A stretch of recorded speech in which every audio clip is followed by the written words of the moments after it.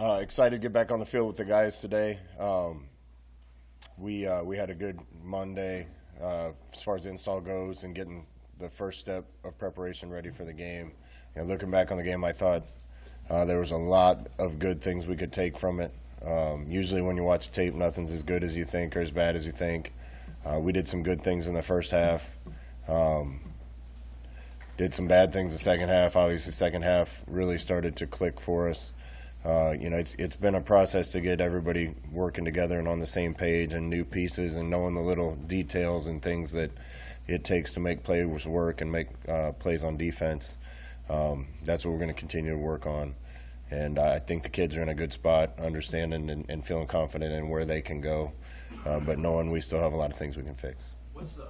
How would you evaluate the offensive line, that group that's working together for the first time? Yeah, I don't really want to single out the O-line because to me it's the run game in general. And I will say this, the running backs played well. Everybody that got in played well.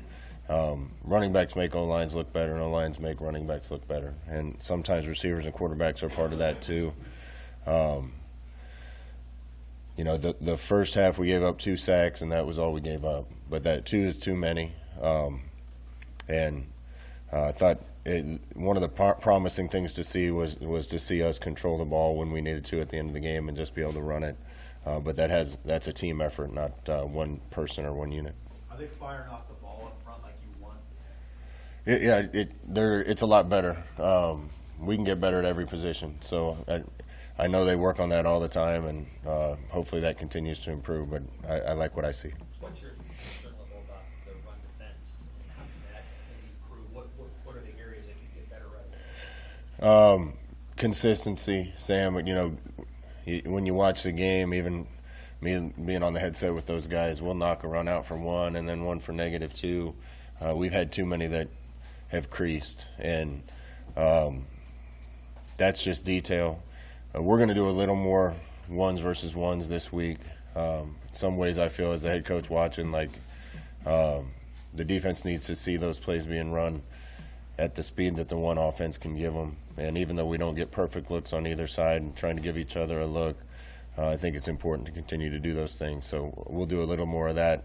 We weren't able to do much of that last week coming off a trip overseas. You played safety in the you know that. You know the secondary position well. Your 2 safeties have played 155, 153 snaps, about 155. How have you seen them play? And this is kind of new for both of them. How have they done? I think they've both been solid. I think one of the keys is making sure that whoever else is the 3rd and 4th guys are ready to go in, feel confident. We feel confident in them. We got a lot of guys capable, and they're working their way toward that. I don't want to put that many plays on those guys every week, but Miles has been really solid. Marquise has made some really good plays for us. So I feel good about those 2 guys. We need to make sure that the 3rd and 4th guys can spell them a little bit. Did you feel like you improved tackling-wise from week 1 to week 2? And how do you work on tackling in practice? We work on tackling all the time. The one thing you can't get is too many live reps in practice, and I think we probably get as many or more than most. But at the end of the day, there's really no substitute for actually live bullets and getting those reps. And we got a lot of guys that have made a lot of tackles in their career here that I'm less worried about, and some guys that are newer that haven't made as many tackles. But when you watch college football, and I'm working too hard to watch a lot of it, but you see a lot of early season stuff going on that teams have to fix, and we're no different than anybody else. There's things that we need to continue to improve on. How do you think Ernest Hausman did, and how do you want to handle that inside linebacker position as you guys get from this injury? First major play for Ernest, thought he held up well. He has a chance to be a special player around here. He's going to provide depth along with Va for us and Snodgrass when he gets back for the 2 starters. We moved Chris inside for the game to make sure we were good there. Feel good about that position, having Giff and Buddha and Chris. So it's great to have a guy like Chris that can move inside or out. How about A.J. Allen, the freshman on the offensive side? What does he do, and how does he complement him? Well, I've said this a bunch. We got a lot of running backs I trust to go in that can make plays, and I hope they all get their shot. AG's done a great job with his plays, and AJ's done a great job with his plays, and I have no doubt that there's some other guys that will too. So that's going to continue to be a competition. Scott, like you said, you looked at the film and you know some things in the first half. You said you did some good things that maybe you didn't make jump out at you during the game. What were some of those good things in the first half that maybe was overlooked in the heat of the moment? Yeah, one of the positives, and I don't want to jinx it, but our first drive out of both first halves have been touchdowns. Our first drive and second halves have been touchdowns. So when we have a plan and go in, and we've been executing it pretty well. I think familiarity with scheme and adjustments and everything as kids get more familiar in the scheme, hopefully some of those drives can take place after first drives with a little more frequency. I didn't realize after the game we'd only had 4 possessions on offense in the first half. They did a good job of picking up a couple first downs and keeping the ball away from us.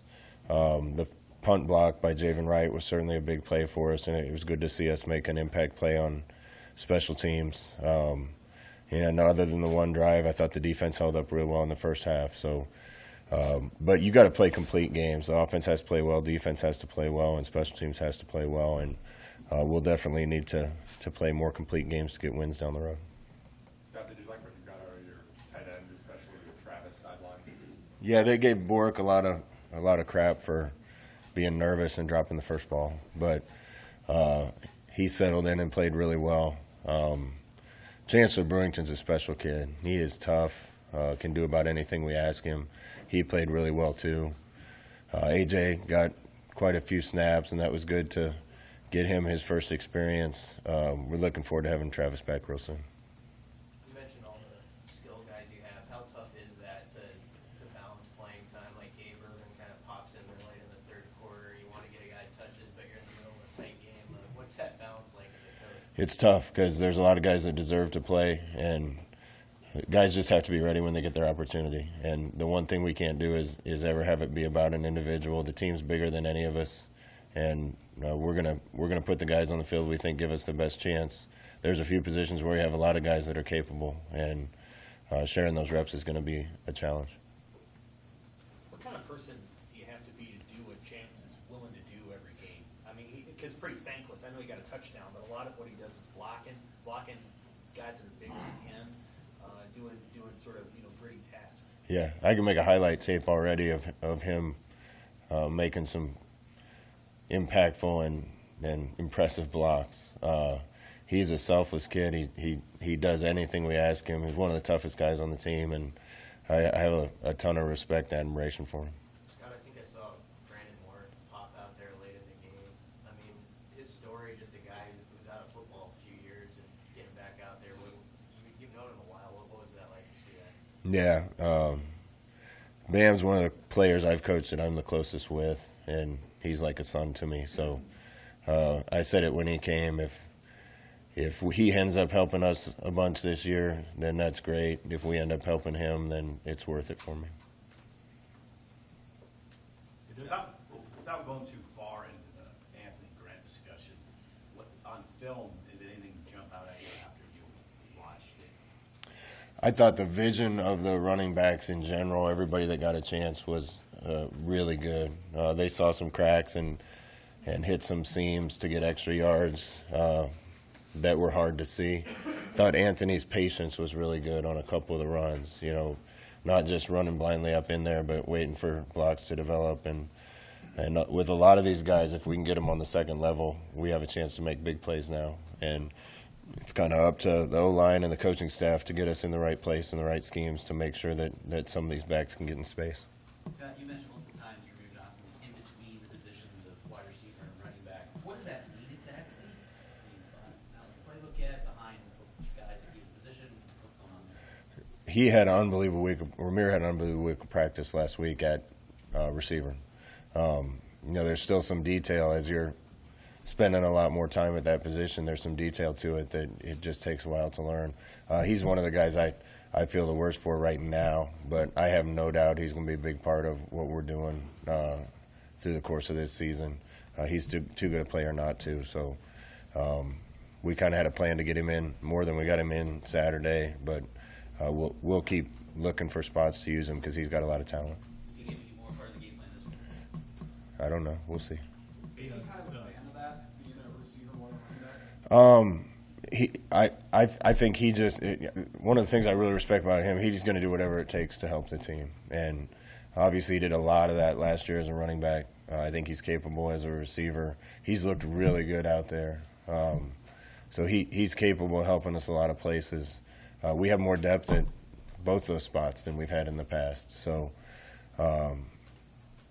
it's going to take him a little while to get really comfortable outside. We know we can move him back in the backfield anytime we need.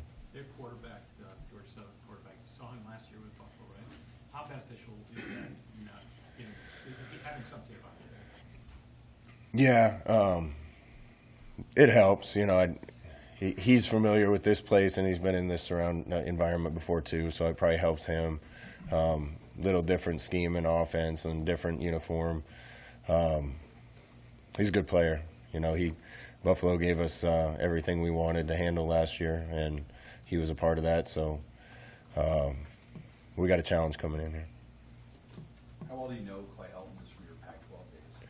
A little bit. Got a ton of respect for him for everything he accomplished there as a coordinator and head coach, and I'm sure coming into a new place that had run a different scheme on offense, there was a lot of challenges there. Judging on the way they played first week, they've done a really good job. I know you said there was a few dumb things on special teams Saturday, but how do you feel overall about sort of where that operation is at? I feel good. I think we got, our punter has been really good. Our punt protection has been good. Kickoff coverage was good. There was one that almost got out. Cooper Jewett made a great play and was in the right place. There's a lot of effort and detail going on. There's a lot of situations that can come up in special teams. And if you watch games around the country again this week, there's special teams plays that won and lost games for people. A couple of the things that happened the other day were sloppy mistakes that I know have been covered several times, and kind of a couple rare things, but we need to be smart enough to make the right play when those things happen, and we'll just keep covering them. Yeah, Mark Helfrich is calling as the analyst here this week. Are you going to get a chance to catch up with him at all? I didn't know that. Yeah, Helfie's one of my favorite guys. As smart and funny a guy as you'll ever be around, and a great coach. So I didn't know that, but I can't wait to see him.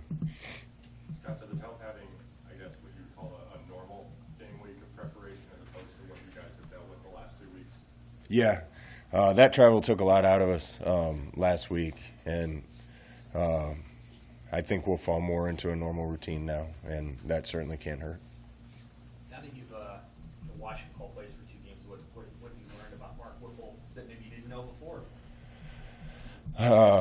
He's a competitor. He's intense, but I guess I already knew that. We did a great job. I thought he did a great job in the second half. The whole staff did, and the more collaboration and communication there is, the better. That's tough when you're kind of speaking different languages, and everybody needs to keep coming together better. And I thought the second half was an example of that. And that's players and coaches. The more familiar we get with one another and what we're doing, the better we're going to be. Were some of those run plays stuff that you've run before where you had chance and then Manning kind of pulling like that? Is that new, or is that stuff you've done before? That's stuff a lot of people do, Sam. The Rams make a living on it. And, there's fads in football. And thought we were in some good stuff Saturday.